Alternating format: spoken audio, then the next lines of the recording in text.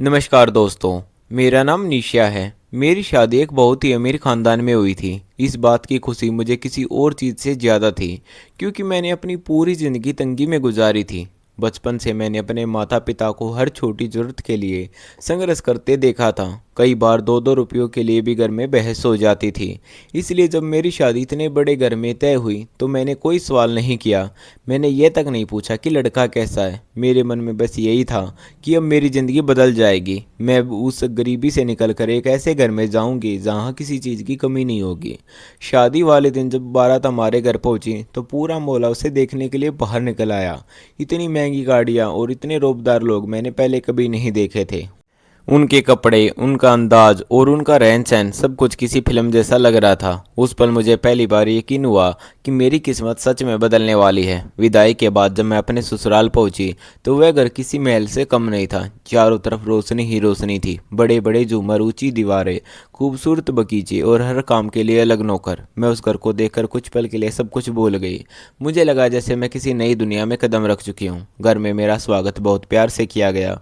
मेरी सास ने मेरे सिर पर हाथ फेरते हुए कहा कि आज से यह घर तुम्हारा अपना घर है। उनकी आवाज़ में अपनापन था। मुझे लगा कि भगवान ने मेरी सारी परेशानियों को अंत कर दिया है। लेकिन मेरे मन में एक सवाल लगातार घूम रहा था। मैं अपने पति को देखना चाहती थी। शादी से पहले मेरे माता पिता ने उनकी तस्वीर तक नहीं दिखाई थी। जब भी मैंने पूछा तो उन्होंने यही कहा कि अच्छी बेटियां ज़्यादा सवाल नहीं करती। मैंने भी उनकी बात मान ली थी। मुझे लगा शादी के बाद तो उनसे मिल ही लूँगी, लेकिन ऐसा नहीं हुआ। घर में प्रवेश करने के बाद मुझे सीधे अपने पति के कमरे में ले जाने की बजाय मेरी सास अपने कमरे में ले गई। मैंने सोचा शायद कोई रस्म बाकी होगी।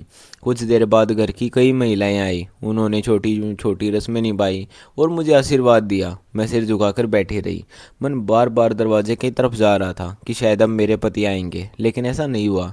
धीरे धीरे सभी महिलाएं चली गई और मेरी सास भी कमरे से बाहर निकल गई। मैं अकेली बैठी उनका इंतज़ार करती रही। आधा घंटा बीत गया लेकिन कोई वापस नहीं आया। मेरे मन में तरह तरह के सवाल उठने लगे। आखिर मुझे यहाँ अकेला क्यों छोड़ दिया गया। तभी अचानक दरवाज़ा खुला और मेरी सास अंदर आई। उन्होंने आते ही दरवाज़ा अंदर से बंद कर दिया। मैं थोड़ा घबरा गई, लेकिन उनके चेहरे पर मुस्कान थी। वह मेरे पास बैठी और बोली, बेटा, मैं जानती हूँ कि तुम्हारे मन में बहुत से सवाल हैं। तुम अपने पति से मिलना चाहती हो, लेकिन अभी थोड़ा धैर्य रखना। हमारे घर की कुछ परंपराएं हैं जिन्हें निभाना जरूरी है। मैं नहीं चाहती कि तुम्हारी नई जिंदगी की शुरुआत किसी भी तरह की अशुभ बात से हो। उन्होंने मुझे आरामदायक कपड़े पहनने को कहा और बोली कि आज की रात तुम मेरे कमरे में ही आराम कर लो। मैं उनकी बात मान गई, क्योंकि उन्होंने अब तक मेरे साथ बहुत अच्छा व्यवहार किया था। रात को सोने से पहले उन्होंने मुझे भगवान के सामने दीपक जलाने और प्रार्थना करने को कहा। मुझे ये सब अच्छा लगा, क्योंकि मैं भी बचपन से पूजा पाठ में विश्वास करती थी। पूजा करने के बाद मैं बिस्तर पर लेट गई। पूरे दिन की थकान थी, इसलिए कब आँख लग गई पता ही नहीं चला। सुबह जब मेरी आँख खुली तो मैं भी उसी कमरे में थी। मेरी सास मुस्कुराते हुए मेरे लिए नए कपड़े लेकर आई। उन्होंने कहा, आज बहुत से रिश्तेदार तुमसे मिलने आएंगे, इसलिए जल्दी तैयार हो जाओ। मैंने वैसा ही किया। थोड़ी देर बाद घर की महिलाएं एक एक करके मुझसे मिलने लगी, लेकिन मुझे एक बात बहुत अजीब लगी। हर महिला मुझे देखकर कुछ पल के लिए चुप हो जाती, फिर कोई धीरे से कहती, यही ऋतिक की पत्नी है। उनके चेहरे पर मुस्कान कम और एक अनकहा सा भाव ज़्यादा दिखाई देता था। कुछ तो मुझे दुआ देती और कहती, भगवान तुम्हारी ज़िंदगी आसान करे। मैं समझ नहीं पा रही थी कि आखिर ऐसा क्यों कह रही है। मेरे साथ तो अभी तक किसी ने कोई बुरा व्यवहार नहीं किया था, फिर सबकी आंखों में मेरे लिए ऐसी हमदर्दी क्यों थी। सबसे हैरानी की बात यह थी कि किसी ने भी मेरे पति के बारे में कोई बात नहीं की। पूरा दिन बीत गया लेकिन मैं उनसे नहीं मिल पाई। मेरे मन की बेचैनियाँ बढ़ने लगी थी और ऐसे ही दूसरी रात भी बीत गई, लेकिन मैं अपने पति ऋतिक से नहीं मिल पाई। मेरे मन में जितनी उत्सुकता थी, अब उतनी ही बेचैनी भी होने लगी थी। मेरी सास हर बार मुस्कुराकर यही कहती कि थोड़ा धैर्य रखो, जब सब शुभ समय पर होगा। मैं उनकी बात का सम्मान करती थी, इसलिए चुप रह जाती, लेकिन दिल के सवाल हर दिन बढ़ते जा रहे थे। अगले दिन सुबह उन्होंने मुझे मंदिर वाले कमरे में बुलाया और बोली, बेटा, हमारे कुल की एक पुरानी परंपरा है, नई बहू को 7 दिन तक नियमित पूजा करनी होती है। उसके बाद ही पति पत्नी एक दूसरे का चेहरा देखकर नई जिंदगी की शुरुआत करते हैं।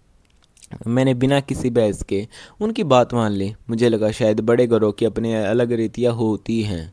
पूरे दिन मैं घर की महिलाओं से मिलती रही। सब लोग मेरा बहुत आदर करते, लेकिन उनकी आंखों में एक अजीब सी हमदर्दी मुझे बार बार बेचैन कर देती। कोई खुलकर कुछ नहीं कहता था। शाम को मेरी सास मेरे लिए दूध लेकर आई। उन्होंने कहा, पूरे दिन की थकान है, इसे पी लो और आराम कर लो। मैंने दूध पी लिया। कुछ ही देर बाद मुझे बहुत गहरी नींद आने लगी। मैंने सोचा शायद शादी की थकान अभी तक उतरी नहीं है। सुबह उठी तो सिर थोड़ा भारी था, लेकिन मैंने इस बात पर ज़्यादा ध्यान नहीं दिया। अगले दिन भी यही हुआ। दिन भर सब सामान्य रहता, लेकिन रात होते ही मुझे इतनी गहरी नींद आ जाती कि सुबह होने तक कुछ याद ही नहीं रहता। धीरे धीरे मुझे यह बात अजीब लगने लगी।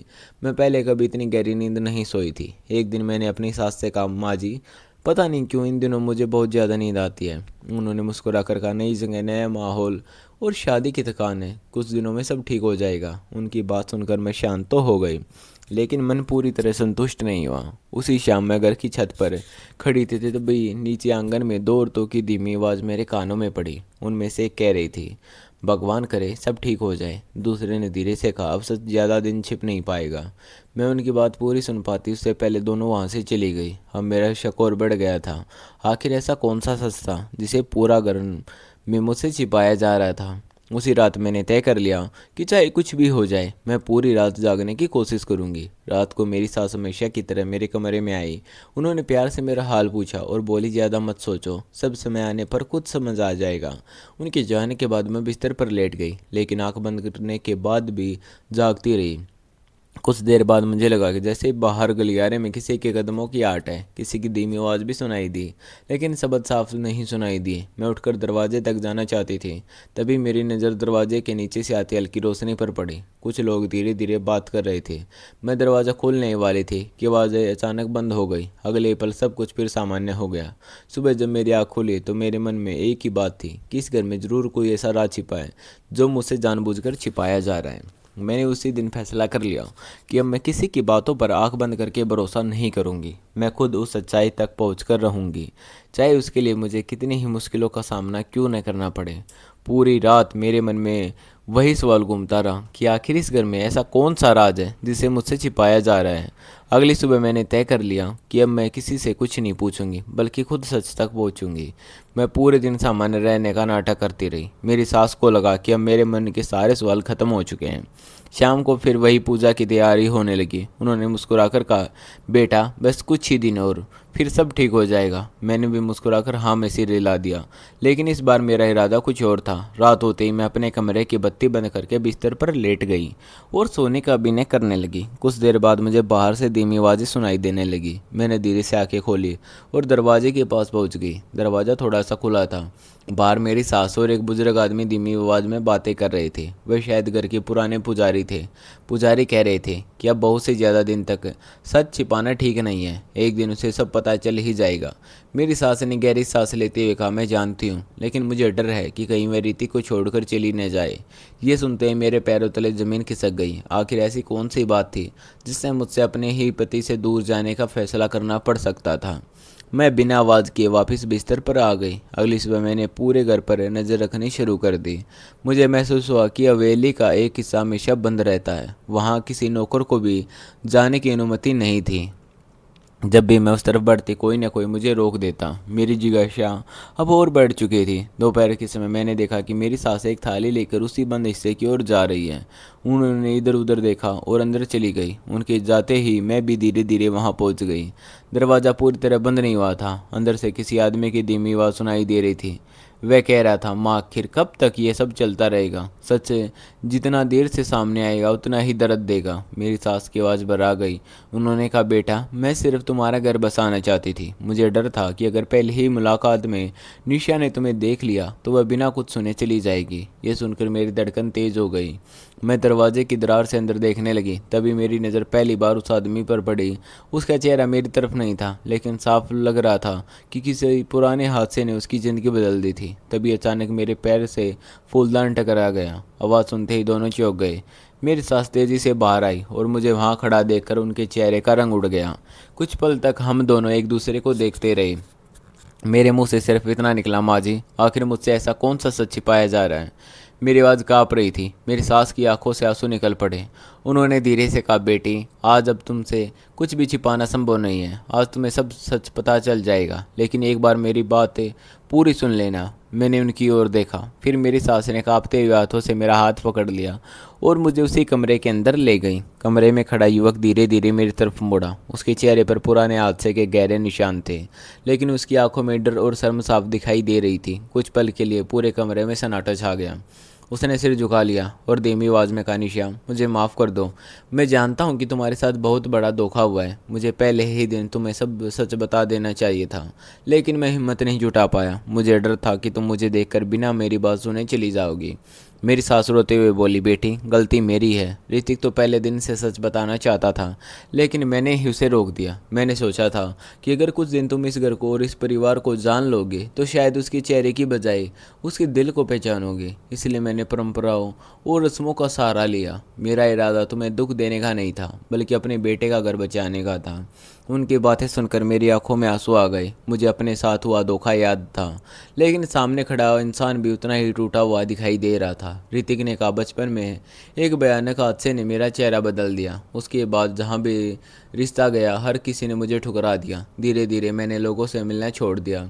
जब तुम्हारा रिश्ता तय हुआ तब भी मैंने माँ से कहा था कि तुम्हें पहले सब सच बता दिया जाए, लेकिन माँ को डर था कि कहीं यह रिश्ता भी टूट न जाए। मैंने सिर झुकाकर कहा, अगर मुझे पहले सच बताया जाता तो शायद मुझे धक्का ज़रूर लगता, लेकिन मुझे यह महसूस नहीं होता कि मुझसे मेरी ज़िंदगी का सबसे बड़ा फैसला छिपाया गया है। विश्वास टूटने का दर्द किसी भी और दर्द से बड़ा होता है। मेरी बात सुनकर ऋतिक की आंखों से आंसू बहने लगे। उसने कहा, मैं तुम्हारे हर फैसले का सम्मान करूंगा। अगर तुम इस घर से जाना चाहो तो मैं तुम्हें कभी नहीं रोकूंगा। मैं बस इतना चाहता हूँ कि तुम मुझे एक बार इंसान के रूप में समझने की कोशिश करना। मैं कुछ देर तक चुप रही। पिछले कुछ दिनों की हर बात मेरे सामने घूम रही थी। मुझे अपने माता पिता की मजबूरी भी याद आई। मुझे यह भी याद आया कि इस घर में आने के बाद किसी ने मेरे साथ बदसलूकी नहीं की थी। गलती एक बहुत बड़े झूठ की थी और उस झूठ ने हम सब की ज़िंदगी उलझा दी थी। मैंने अपनी सास की तरफ देखा। वह हाथ जोड़कर खड़ी थी। मैंने धीरे से उनके हाथ नीचे किए और कहा, माँ जी, आपने जो किया वह सही नहीं था। किसी रिश्ते की शुरुआत धोखे से नहीं होनी चाहिए, लेकिन अब सब सच सामने आ चुका है तो आगे का रिश्ता सिर्फ सच और भरोसे पर ही चलेगा। फिर मैंने ऋतिक की तरफ देखा और कहा, मैं तुम्हें तुम्हारे चेहरे से नहीं बल्कि तुम्हारे व्यवहार से पहचानना चाहती हूँ, लेकिन एक वादा करना होगा कि आज के बाद हमारे बीच कोई बात नहीं छिपेगी। ऋतिक ने बिना एक पल गवाए हाँ कह दिया। उसकी आंखों में पहली बार सुकून दिखाई दे रहा था। मेरी सास ने रात की सांस ली और भगवान का धन्यवाद किया। उस दिन मुझे समझ आया कि किसी भी रिश्ते की सबसे बड़ी खूबसूरती चेहरा नहीं बल्कि विश्वास होता है।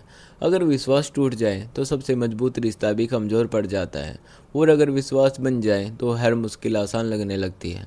हमने अपनी नई ज़िंदगी की शुरुआत एक नए भरोसे के साथ की। पुराने धोखे की यादें कभी पूरी तरह ख़त्म नहीं हुई, लेकिन हमने तय किया कि आगे का हर कदम सच के साथ उठाएंगे, क्योंकि झूठ से बना रिश्ता कभी मजबूत नहीं होता और सच से बना रिश्ता हर परीक्षा पार कर सकता है। अगर आप मेरी जगह होते तो क्या ऐसा फैसला लेते?